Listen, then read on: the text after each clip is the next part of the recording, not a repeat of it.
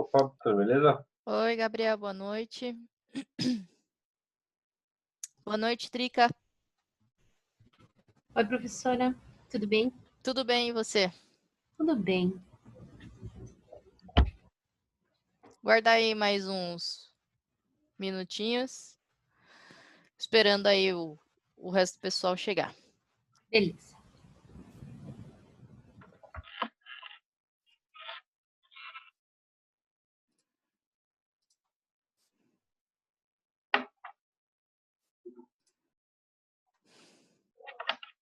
Que sono, Como é que é? que sono.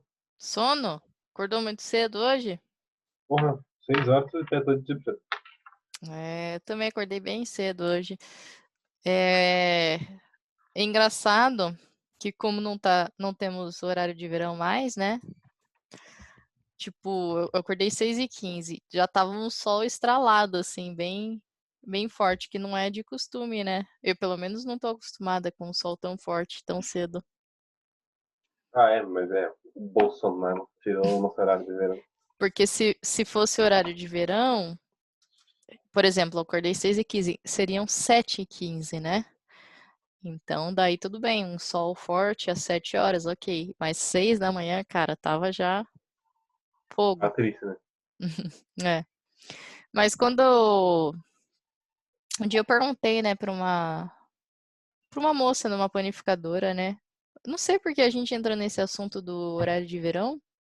E aí ela falou que não era bom não, porque tem muita panificadora, né, no caso, pega já no batente muito cedo, para poder preparar, né, os pães, porque tem muita gente que toma café muito cedo, então, e já vai comprar o pãozinho bem cedinho. Daí ela falou que o horário de verão era ruim por causa que muitas vezes, tipo, era, sei lá, 6 da manhã e estava muito escuro. E daí ficava um pouco perigoso para as funcionárias. Daí eu nunca tinha pensado nisso. Tem essa também. Tem essa também, eu nunca pensei nesse aspecto. Bom, ninguém chegou, passou 2 minutos, vamos embora. Então, começar a aula, vamos embora começar a aula, nada de ir embora, hein? Hoje é a nossa última aula conteudista, gente, que coisa boa. A gente vai continuar falando sobre treliça, o que também é uma coisa boa.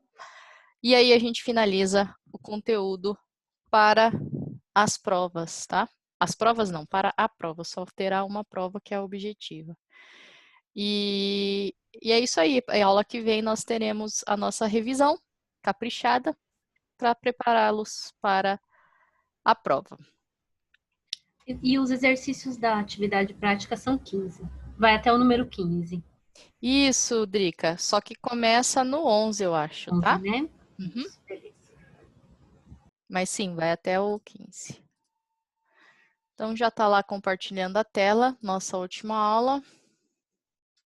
A gente vai falar sobre o método das sessões. Então, na aula passada, eu cheguei a mencionar, né, que o método que nós estávamos utilizando para resolver o cálculo das forças nas barras de uma treliça era o método dos nós. Então, como que a gente resolvia o problema? Basicamente, a gente iniciava por um nó que tinha ao menos uma força conhecida, isolava aquele nó, fazia o diagrama de corpo livre, vendo todas as forças que estavam atuando nele, ou seja, além da força conhecida, que é uma força externa aplicada naquele nó, tinha também as barras que estavam conectadas naquele nó.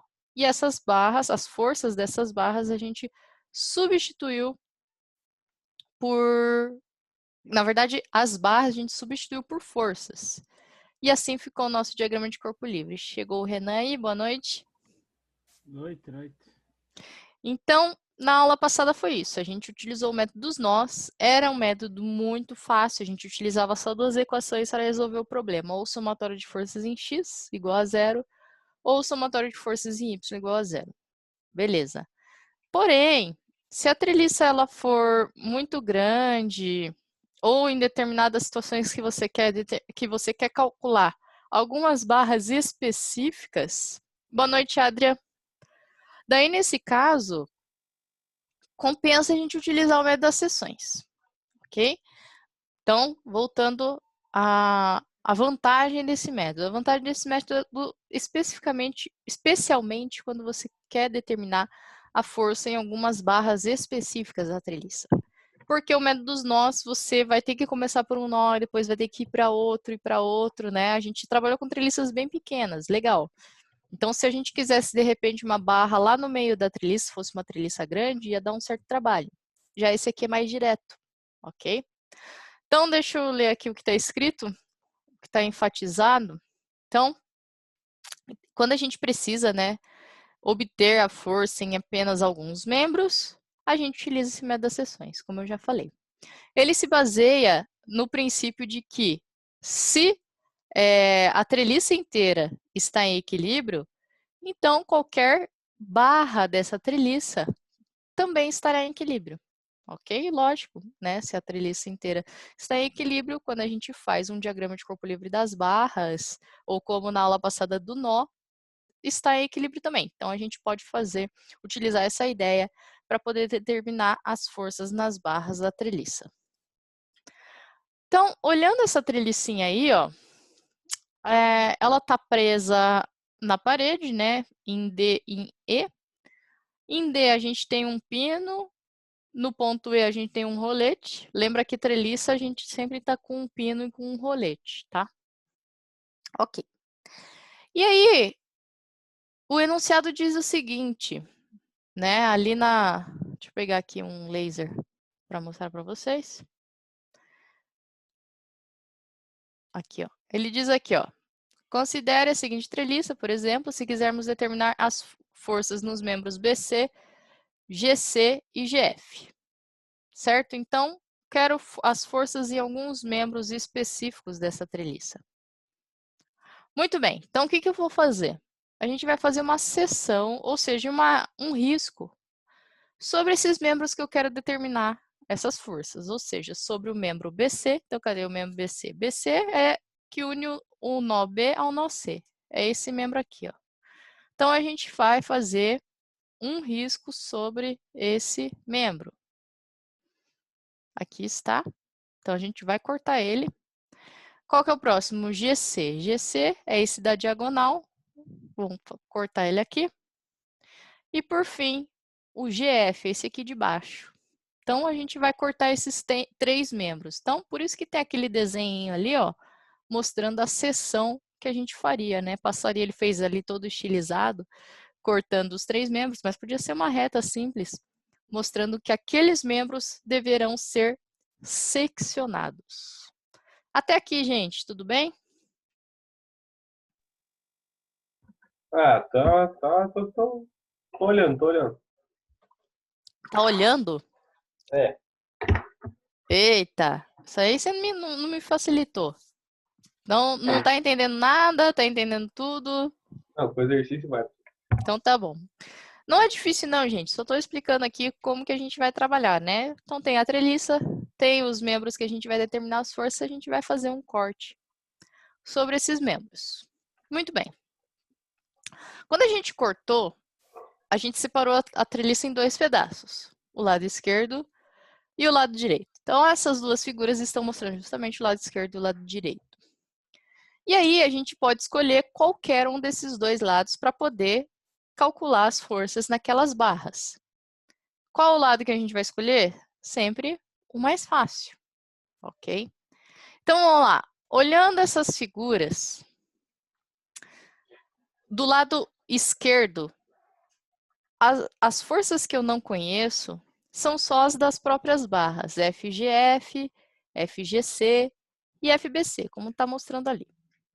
Já a figura do lado direito, além das forças dessas barras, do FGF, FGC e FBC, se você olhar ali, também tem as reações de apoio.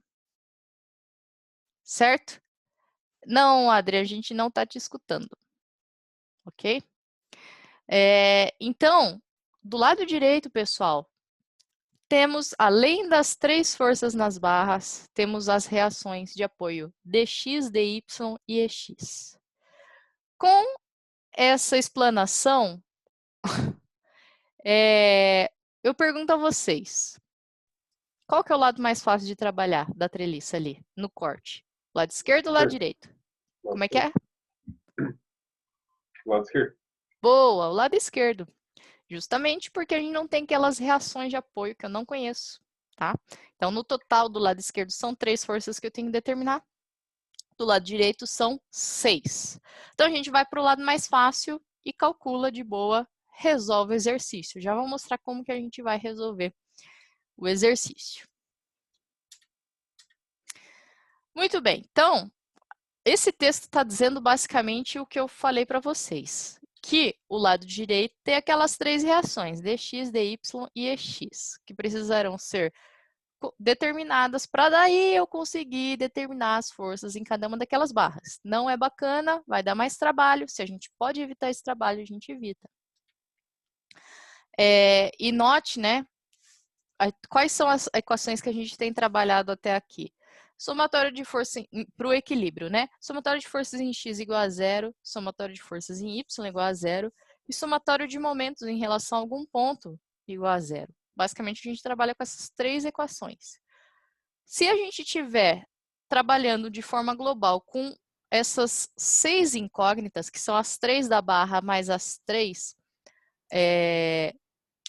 das reações de apoio, então a gente vai ter que usar muitas equações para resolver o nosso problema. O Bruno acabou de chegar na aula. Muito bem, então vai dar mais trabalho. Dá para fazer? Dá para fazer. O resultado será o mesmo, tá? Mas o que eu quero mostrar para vocês é que a gente não precisa ter esse trabalho.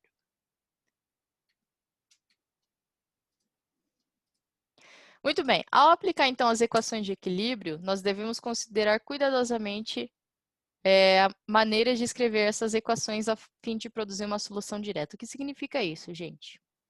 Você tem lá a somatória de força em x, somatória de força em y, somatória de momentos. Qual dela você vai começar?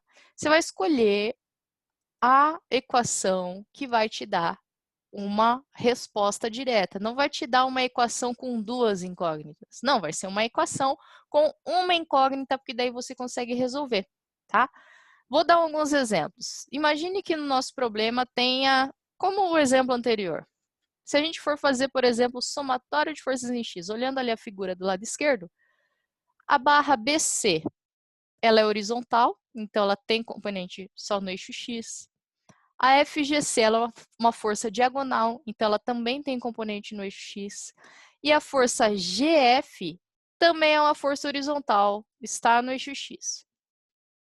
O que eu quero dizer com isso? São 3 forças que estão no eixo x. Se eu escrever o somatório de forças em x igual a 0, aí o que vai acontecer? Vai acontecer que vai me dar uma equação com 3 incógnitas. E daí eu não consigo sair do lugar. Não é essa a ideia para a gente resolver esse tipo de exercício. Então, você vai pular essa equação e vai utilizá-la depois, no momento posterior, depois que você já tiver calculado pelo menos 2 forças dessas que estão na equação. Então, olhando este exemplo ali, vamos para a próxima equação. Somatório de forças em y. Imagine que a gente vai somar as forças no eixo y. Quais forças estão no eixo y? Vocês podem me dizer? Olhando a figura da esquerda, tá? O FGC, Uhum, o... Peraí.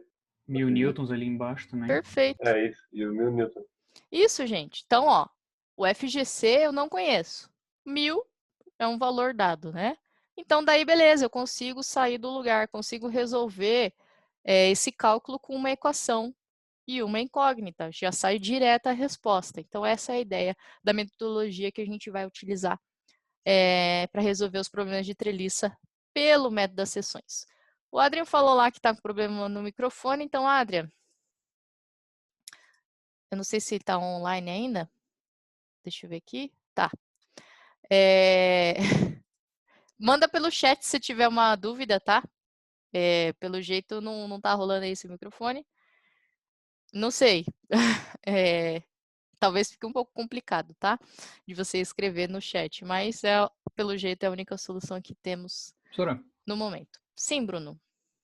só para ter uma noção do que a gente vai fazer depois, a gente vai envolver matriz e permutação nessa parte aí do conteúdo?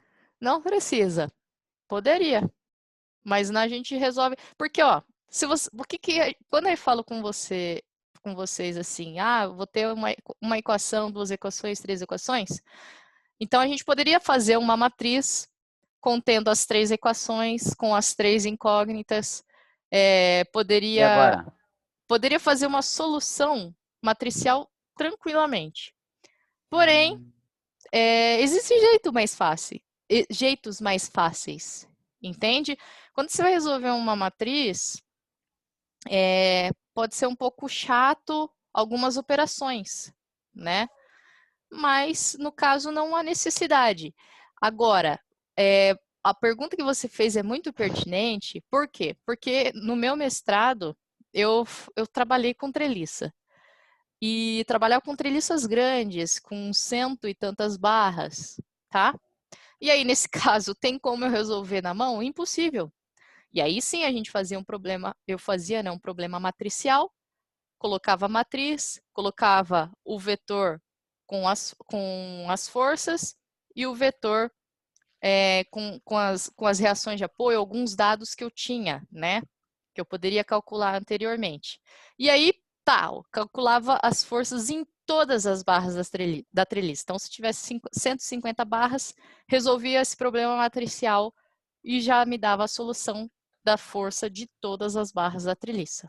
Ok? Aí os nossos são bem mais simples, então não vai precisar de um método tão complexo. Não, assim dizendo. não precisa. Nem é tão complexo. Eu só acho que não há necessidade, tá?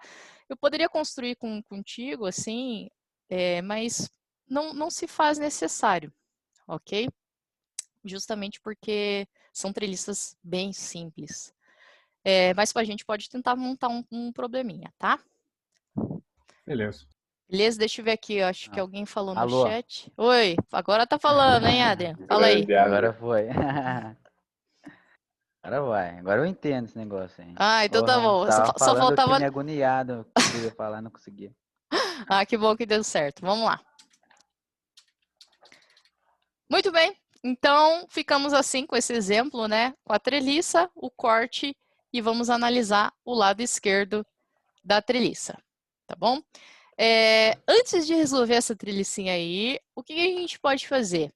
A gente pode descrever um procedimento, tá? Eu acho que esse procedimento pode ajudar vocês na hora de resolver os problemas. Quem que fica falando aqui no chat? Taubaté.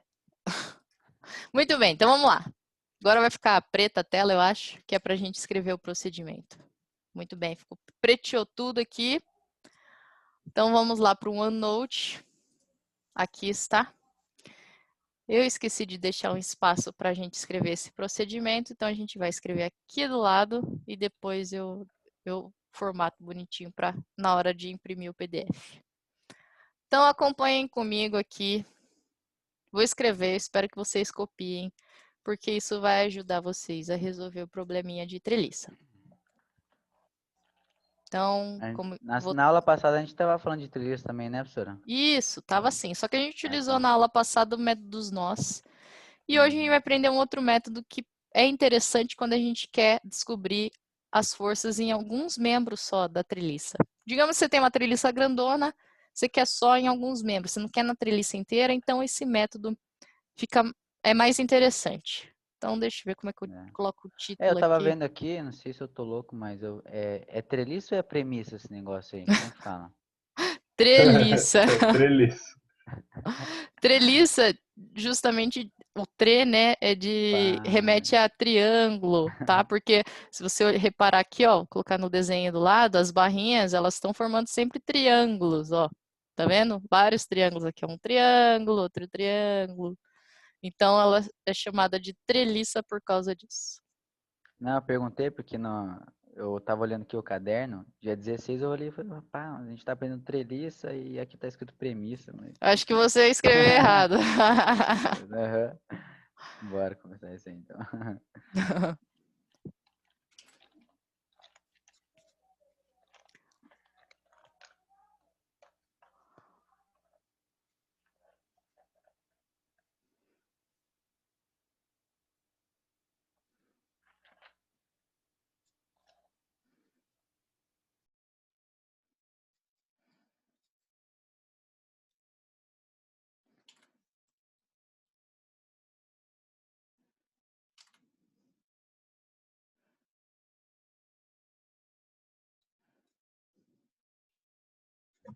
Caraca, essa primeira frase ficou muito psicopata.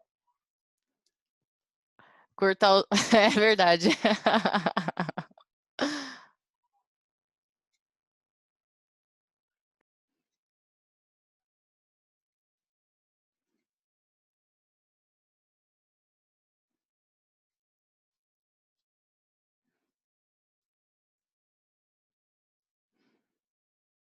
Muito. Como é que é o nome daquele filme lá? Jogos Mortais. Credo, tem cada cena. É verdade. Esses Jogos Mortais é brabo mesmo. É bravo, né? Parece bem verdadeiro, né? Parece. Mas tem, lá nos Estados Unidos tá cheio de psicopata aí com essas ideias mirabolantes aí pra matar o pessoal.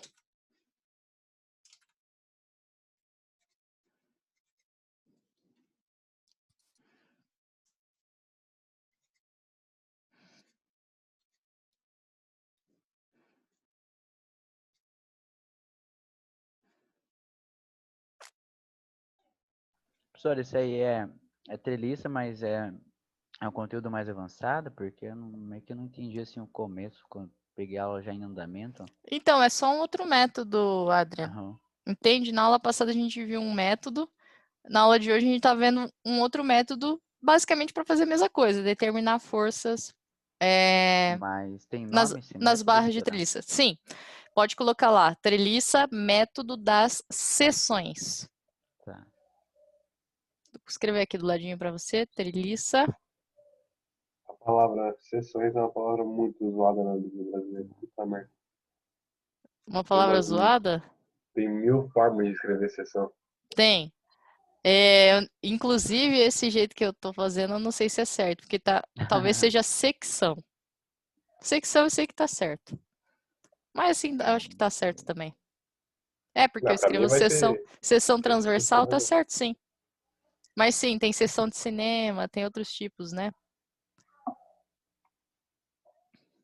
Verdade.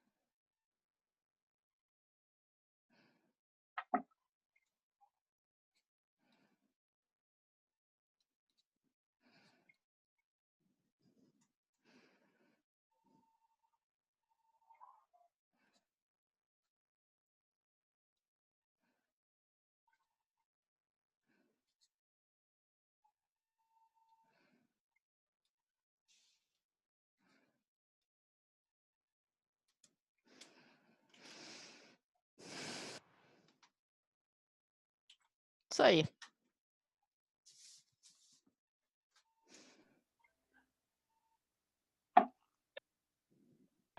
Nossa, fazia tempo que eu não escrevi uma redação do Enem. Uma redação? Nossa, isso daí ficou...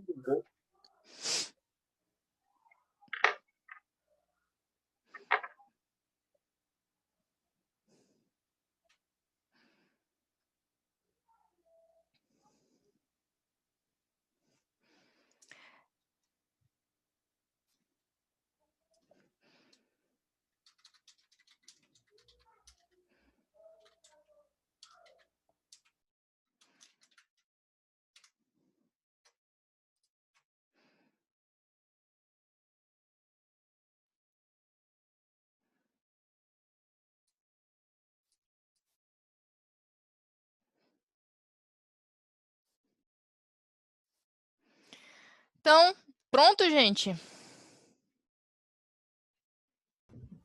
Karma aí. Beleza. Só um momento. Valeu, Drica. Vamos esperar o Adrian ali.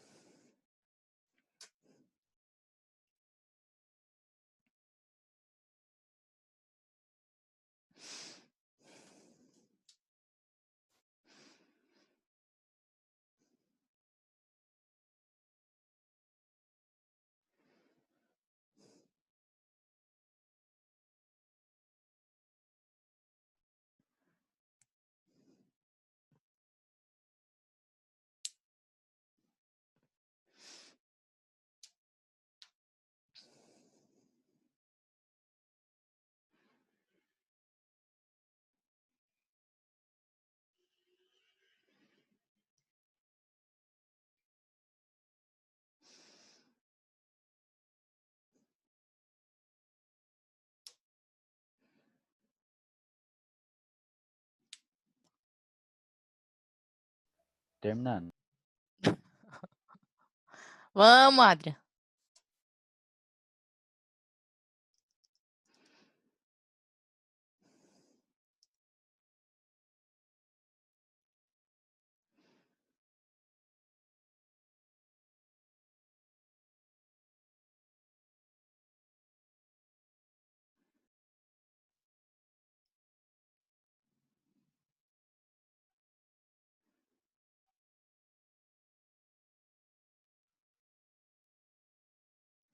Pronto, Adrian. Tô na última linha. Se quiser descer pra ir explicando já, professor, eu tô ali na última linha ali. Não, Sem é que eu problema. vou ir pro lado esquerdo, daí vai, Ah, vai tá. fechar tudo. Ah, daí vai sair dali. Peraí. Uhum.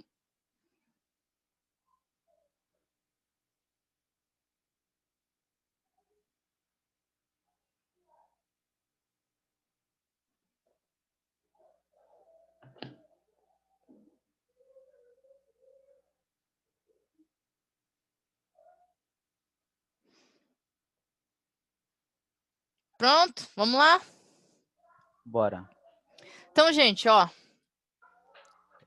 Vamos resolver aquele exercício. Está escrito ali, determine as forças nas barras BC, GC e GF. Muito bem. Como a gente já tinha conversado, vamos escolher o lado esquerdo, porque não tem aquelas reações de apoio aqui, que eu vou até desenhar já. Então, nós temos mais 10 minutinhos de aula. Deixa eu desenhar esses caras aqui. Espera aí.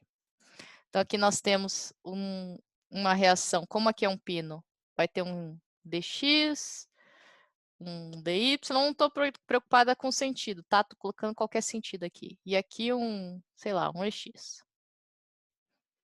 Ok? Então, note que o rolete aqui não está apoiado no chão, e sim na parede. Por isso que é uma reação em X. Se fosse no chão, seria em Y, como a gente sabe. Beleza, então, não precisamos determinar aquelas reações de apoio. O que a gente precisa fazer? Desenhar. Então, ó, fiz a seção, né? Aqui usei a marotagem de poder cortar ali a treliça, né? A marotagem de fazer um cortezinho na figura. E vamos desenhar aqui as forças nas barras. Bom, a única barra aqui que eu tenho certeza mesmo, a direção, o sentido... Opa! A direção é a da barra. Então, a direção está aqui, ó, inclinada. E o sentido, daí eu falo se é para cima, para baixo, né? Então, como essa força aqui está para baixo, e a única que vou conseguir equilibrar é essa na diagonal, então essa aqui vai ser para cima, tá? Mas eu volto a dizer sempre que se você não está entendendo, flagrando isso no exercício, não tem problema, desenha um sentido que você quiser. As demais, gente, a direção é na horizontal, só que eu não sei o sentido. Então, daí a gente vai dar uma chutada aqui, ó.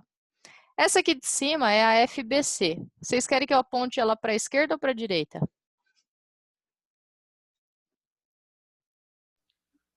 Fala lá, Pra Adriano. esquerda. Esquerda, beleza. E essa daqui, FGF? Direita. Direita, pronto. Beleza. Tá? Então, eu desenhei essas forças. A gente só faz aqui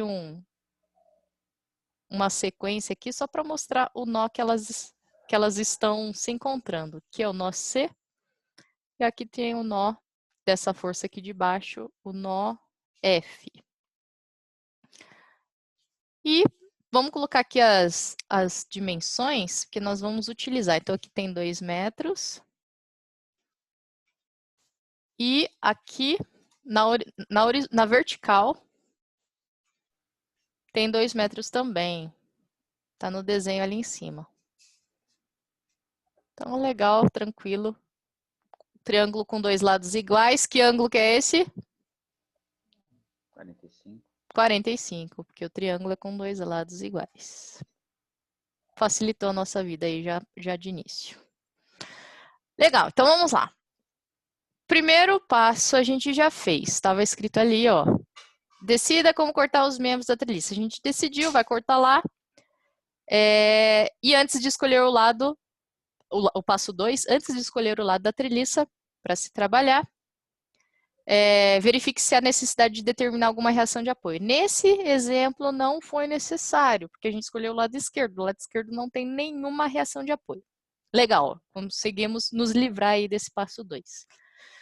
Passo 3, desenhe o diagrama de corpo livre do segmento da treliça seccionado, que possui o menor número de forças agindo, ou seja, mais fácil. Então, a gente pegou o lado esquerdo e desenhamos o diagrama de corpo livre. Nós desenhamos as forças em cada barra da treliça. Esse foi o passo 3 que a gente acabou de fazer. Deixa eu ver o 4 aqui. Passo 4, aplica as equações de equilíbrio para determinar as forças nas barras. Então, a gente tem as 3 equações de equilíbrio. Claro que você pode mudar um pouco, você pode fazer 3 somatórios de momentos, se você quiser. Mas eu não quero confundir a cabeça de vocês, então vamos tentar aplicar essas 3 equações de equilíbrio que ela dá certo em 99% dos casos, pelo menos os exercícios que eu tenho apresentado para vocês. Mas caso não fosse, você poderia utilizar um outro somatório de momentos. Mas, enfim, vamos utilizar as 3 equações que são os exercícios, exemplos e, enfim, que vocês vão resolver. Essas 3 equações servem muito bem. Eu só estou querendo dizer que não necessariamente precisa ser essas. E ali uma diquinha, em geral, ou seja, na maioria dos casos, iniciamos através do somatório de momentos, em um nó que interseccione 2 forças incógnitas. Vamos ver se a gente necessita começar por essa equação, somatório de momentos igual a 0, tá bom? Vamos dar uma olhadinha aqui. Bom, em x, quantas incógnitas eu tenho em x? Vamos analisar cada uma das equações. Em x, quantas incógnitas, quantas forças que eu não conheço? 2. 2? Todos Não. concordam? Que são Pera 2? lá. O FGC Não, eu não 3. conheço. 3 o FGC ali que tem que decompor, então seria 3. 3, muito bem, porque o FGC é uma força que tem componente no eixo X. Legal, então são 3. Então, como eu falei para vocês, né, na hora que eu estava explicando metodologia, não vamos escolher uma equação que vai nos trazer 3 incógnitas. Isso é chato, não vai ser benéfico aqui para a nossa solução. Vamos na veia. Próxima. Somatório de forças em Y. Se a gente for escolher essa equação, quantas incógnitas eu tenho no eixo Y? Uma. 2. Força incógnita que eu não conheço. Ah, uma. Uma só. Uma.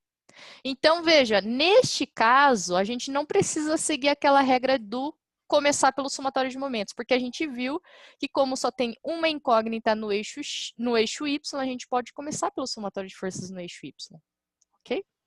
Podemos de boa começar aqui. Então, vamos lá. Somatório de forças no eixo Y igual a 0. Agora eu quero que vocês me ajudem. Como é que vai ficar essa equação? Coloca Menos menos 1000. Uhum. Mais FGC. Isso. Mais FGC seno de 45 Perfeito. Seno de 45. igual a 0. Igual a 0. Ok? Então, porque seno, né? Quando eu for rebater ela no eixo Y, ela está aqui. Veja que ela não encosta nesse ângulo. Está longe, né? Então, por isso que é seno. Tudo bem que 45 não vai fazer diferença se você sem querer colocar cosseno de 45, porque dá o mesmo resultado. Mas se fosse outro ângulo, ia se dar mal se fizesse essa confusão. Então, essa é a nossa equação. Eu vou dar uma... Vou grifar ela aqui, ó. Oh, caraca, errei aqui. Espera aí. Vou usar uma canetinha... Usar amarela? Eu tentei aqui, mas não rolou. Deixa eu ver. Ah, agora deu. Vou grifar ela aqui, porque o Bruno deu uma sugestão lá de se a gente ia precisar fazer por matriz e tal. Eu vou resolver por matriz depois, mas só para curiosidade, tá? E realmente faz sentido para o curso de vocês que muitos problemas de engenharia são resolvidos dessa forma, tá? Mas não é obrigatório vocês aprenderem isso, é só a título de curiosidade.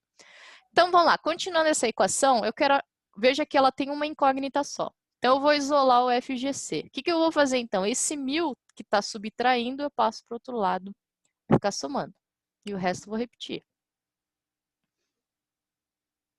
E o que mais que eu tenho que fazer aqui? Para achar... O FGC e passo o seno 45 dividindo por... Perfeito. Então, passo lá o seno de 45 dividindo. E quanto que dá essa força aqui? Dá 1414,21. FGC 1414,21. A unidade de força aqui é newtons. Dá para ver aqui nessa forcinha aqui, ó, que é newtons. Será? Sim. Falta 1 minuto para a reunião acabar. Obrigada. Então, show. Ainda bem que você me avisou. Muito bem. Continuando. Então, agora a gente vai para uma outra equação. Somatório de força em Y já morreu. Vamos para a próxima. Pode ser somatório de força em X ou de momento. Em X ainda teremos um problema que, tudo bem, antes tinham 3 incógnitas, agora tem 2. Não dá para resolver, tá? Fica uma equação com 2 incógnitas, não tem solução direta. O que a gente pode fazer? Somatório de momentos. E aí vem aquela diquinha ali do passo 4, ó. Em geral, iniciamos através do somatório de momentos, beleza, a gente não iniciou, mas não tem problema. Mas olha a dica, esse somatório de momentos ele tem que ser em um ponto que interseccione 2 forças incógnitas. Então, olha lá o desenho. 2 forças incógnitas, tá? Digamos assim, a gente achou o FGC, mas supondo que a gente não tivesse achado ele ainda, que a gente estivesse no começo do problema. Quais são esses nós que interseccionam, que ligam 2 forças incógnitas? As 2 forças que eu não conheço. Poderia ser o ponto G. Nossa, arrasou. O C